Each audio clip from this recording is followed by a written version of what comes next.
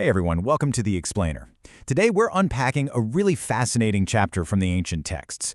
Specifically, we're looking at a massive geographic and, honestly, emotional waypoint in the life of one of mythology's absolute greatest figures. We're talking about the Arjuna-vanavasa Parva. Now, this is the story of Arjuna's epic, seemingly endless pilgrimage. But what starts out as a deeply spiritual, very public tour across ancient India suddenly pivots. It turns into this highly complicated, high-stakes royal negotiation. It's a story about duty, lineage, and the very real personal sacrifices hidden behind all that legendary heroism. Right off the bat, here's the core dilemma we're going to explore today. What happens when the world's greatest wandering hero falls in love, but the bride's father brings the entire negotiation to a screeching halt with one incredibly specific, divinely mandated condition? It's not about wealth, it's not about territory. It's about something much, much more intimate and permanent. But before we get to that incredible twist, we really need to understand the journey that brought our hero to this exact moment. Okay, let's dive right into this with Section 1, Arjuna's Sacred Road Trip. To really grasp the weight of this story, you kind of have to feel the sheer, staggering scale of the ground Arjuna is covering here. He isn't just taking a casual stroll, he's traversing the length and breadth of an entire subcontinent. Starting from the freezing, towering heights of the Himavat and the peaks of Vasishta and Brigu in months 1 and 2, he descends and just moves relentlessly east. By month 3, he pushes through the Naimisha forest, making his way all the way to the regions of Vanga and Kalinga by month 4. When we trace these waypoints, you get a profound sense of the massive distances covered in ancient India. And the thing is, he's not doing this quietly. At this point, his journey is a massive public spectacle. Thousands. We are literally talking thousands of cows and houses. Everywhere Arjuna stops to purify himself with ablutions and rites, he just gives away immense wealth to the Brahmanas residing in those sacred regions. It really emphasizes the incredible economic and social scale of this pilgrimage. I mean, he's essentially a moving festival of charity. You can almost feel the meditative rhythm of his constant wandering just by listening to the sheer number of sacred rivers he crossed and bathed in. The Udpalini, which was bursting with lotuses, the Nanda, the Aparananda, the far-famed Kalshiki, the Gaya, and of course, the mighty Ganga. He visits literally every single region of sacred water he can find, purifying himself over and over again. It builds this incredible sense of momentum, but then, all of a sudden, everything changes. Which brings us to Section 2, The Entourage Departs. Arriving at the geographic and narrative gates of Kalinga, the entire pacing of our story shifts dramatically. All those Brahmanas who had been following the son of Pandu across the continent, they finally stop. Right at the gate of the kingdom of Kalinga, they bid him farewell and flat out refuse to proceed any further. His massive public entourage essentially says, yeah, this is as far as we go.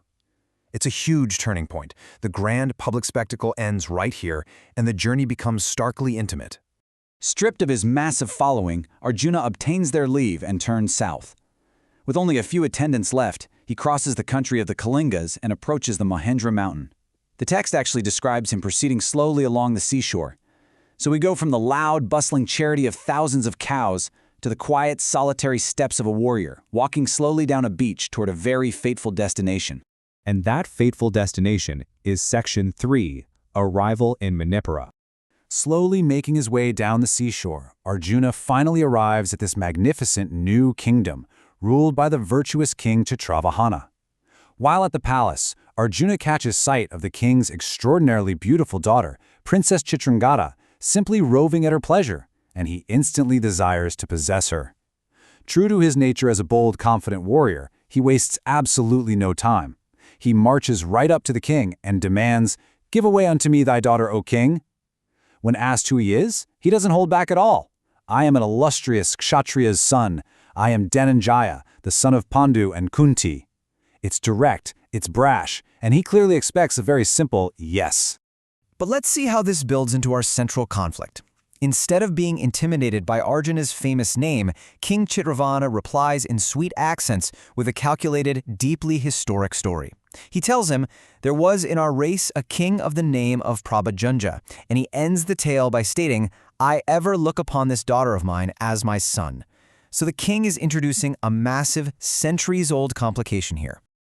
Now, what's really interesting about this next part is how we unpack that complication. Section 4, The lineage dilemma.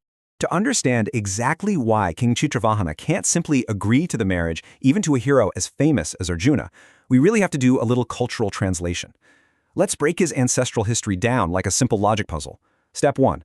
Generations ago, a childless ancestor named King Prabhanjana performed severe penance to gratify the god Mahadeva. Step 2. Mahadeva granted him a boon, but it came with a massive catch. Every successive descendant of his race would have one and only one child. Step 3. Up until now, every single ancestor had a male child. But King Chitravahana, he only has a daughter, Chitrangada.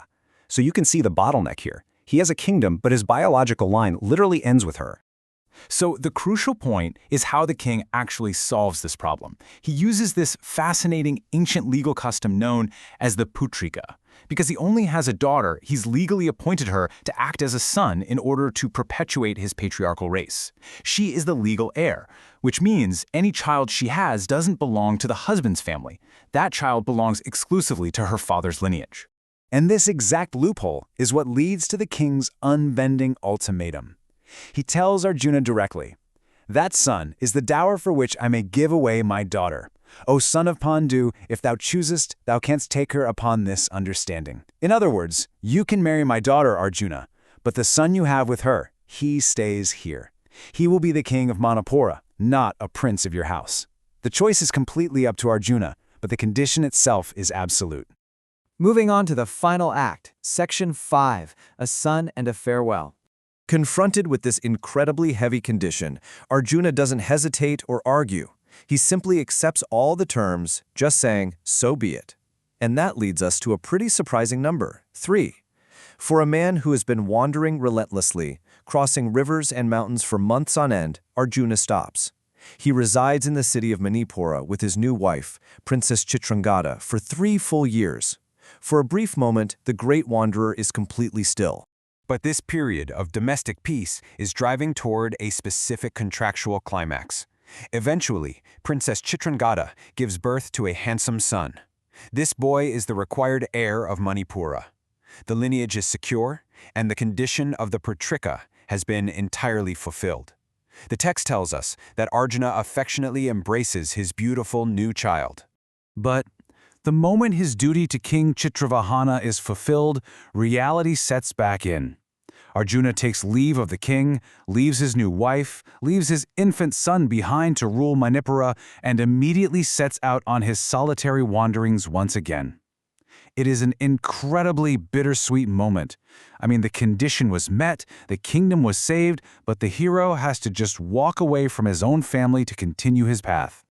And that leaves us with a final, provocative thought to consider today. What is the true emotional cost of an epic hero's endless wandering? We always focus on the battles and the adventures, right? But stories like this highlight the quiet sacrifices, the stringent royal duties, and the families left behind in the wake of mythic destinies. It completely changes how you view the legendary figure of Arjuna. Thank you so much for joining me for this explanation. Keep asking questions, and I'll see you next time.